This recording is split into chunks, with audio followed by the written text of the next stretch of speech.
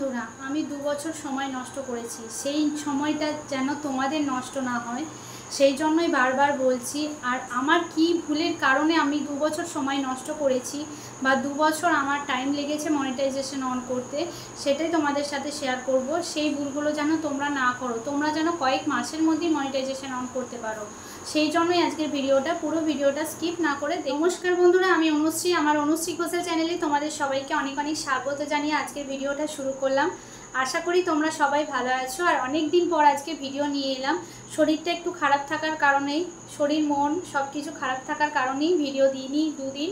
তো যাই হোক, আবার কন্টিনিউ করছি। তো তোমাদেরকে আজকের ভিডিও থাম্বনেল টাইটেল দেখেই বুঝতে পেরে গেছো আজকে কী ধরনের ভিডিও হতে চলেছে। হ্যাঁ বন্ধুরা, আমি ইউটিউব জার্নি আমার 3 বছর হয়ে গেল। তো 2 বছর আমার সময় কিন্তু নষ্ট হয়েছে। তো কি কারণে নষ্ট হয়েছে, কি জন্য আমি মনিটাইজেশন অন করতে পারিনি 2 বছরে, আমার কি ভুল ছিল, আজকে কিন্তু সেই সব কথাই তোমাদের সাথে শেয়ার করব, যাতে তোমাদের 1 বছরের বেশি সময় না লাগে বা 1 বছরের মধ্যেই তোমরা আমাদের চ্যানেল মনিটাইজেশন অন করে ফেলো। তো তার ভিডিওই কিন্তু আজকে তোমাদের সামনে নিয়ে তুলে ধরছি। তো চলো বেশি কথা না বলে মেইন ভিডিওতে যাই। তো বন্ধুরা, আমার যেই কারণে 2 বছর নষ্ট হয়েছে, আমি কিন্তু প্রথমে সত্যি কথা বলতে ইউটিউবটা এত গুরুত্বপূর্ণভাবে নিইনি। প্রথমেই বলি, তোমরা যারা ইউটিউব খুলছো তারা কিন্তু অবশ্যই এখন থেকে গুরুত্ব নিয়ে কাজ করো। কারণ আমি যখন ইউটিউবটা খুলেছি ভেবেছি 2-4টে শর্টস দেবো, তো সেইভাবেই আমি কিন্তু কাজ করেছি। তখন কিন্তু আমার মাথায় ছিল না যে আমাকে 1 বছরের মধ্যে 4000 ঘন্টা ওয়াচ টাইম, 1000 সাবস্ক্রাইবার কমপ্লিট করতে হবে, বা শর্টে 10M ভিউজ বা 1000 সাবস্ক্রাইবার কমপ্লিট করতে হবে। সেই সব মাথায় নিয়ে কিন্তু আমি নামিনি।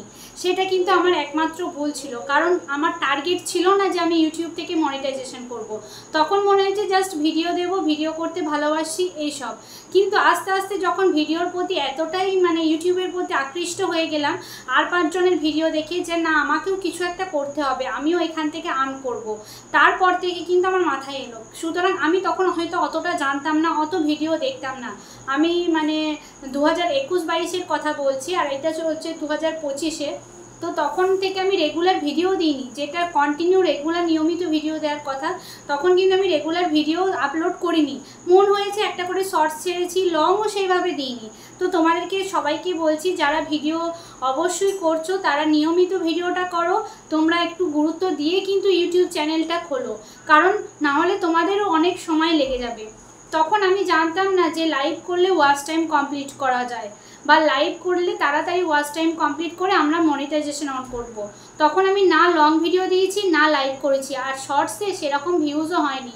লাস্ট ভিউজ হয়েছিল আমার 58,000, কিন্তু আমার শর্টসে সেখানে লাগবে 10 মিলিয়ন ভিউজ। তখন আমার শর্টসে 10 মিলিয়ন ভিউজ হয়নি। তখন আমি ভেবেছি 4000 ঘন্টা ওয়াচ টাইম, কিন্তু আমি দেখেছি আন অপশানে দেখিনি, আমি দেখেছিলাম কোথায়, ড্যাশবোর্ডে।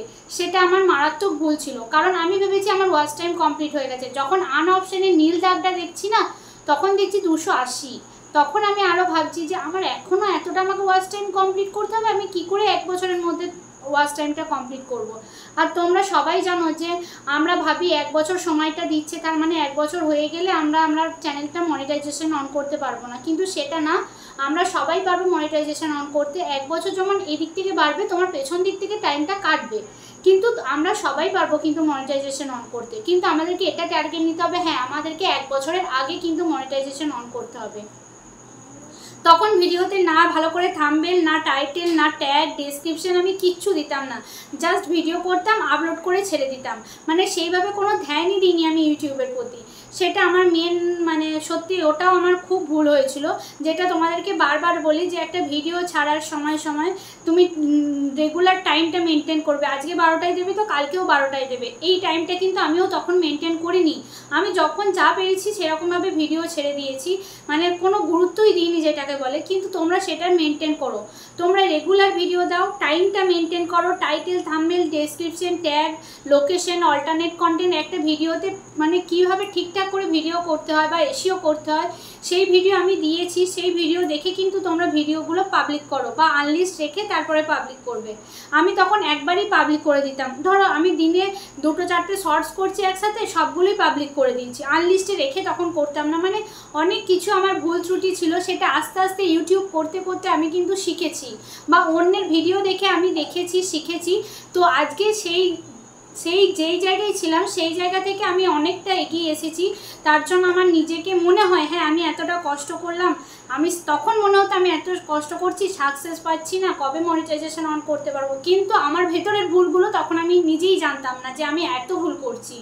অবশ্যই একটা ভাই আমাকে প্রচণ্ড পরিমাণে হেল্প করেছিল, আর সবারই ভিডিও দেখে আমি নিজে কষ্ট করেছি। তারপরে মানে রেগুলার লাইভ করেছি, 2 বার করে 2 ঘন্টা করে 4 ঘন্টা রেগুলার লাইভ করেছি, যার জন্য আমি আমার চ্যানেলটাকে মনিটাইজেশন অন করেছি, গুগল অ্যাডসেন্স পিন পেয়েছি।